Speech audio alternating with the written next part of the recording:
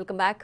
MLC Duvvada Srinivas కు ఆయన భార్య వాణి వల్లే ప్రాణహాని ఉందని, తన నుంచి శ్రీనివాస్ కు ఎలాంటి ఇబ్బంది ఉండదని మాధురి అన్నారు.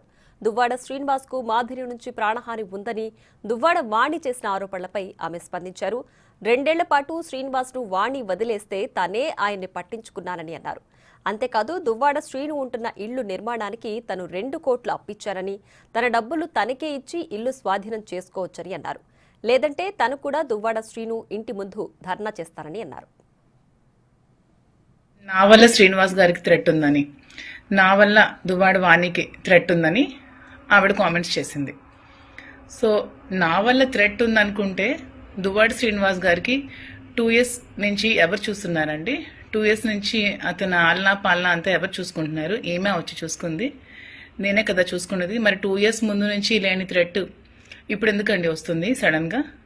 మరి ఈవిడే కదా మీ మీడియా అందరినీ పిలిచి మాధురి శ్రీనివాస్ గారితో ఇదే ఇంట్లో 2 years నుంచి ఉందని చెప్పే కదా ఫస్ట్ ఎలిగేషన్ స్టార్ట్ చేసింది.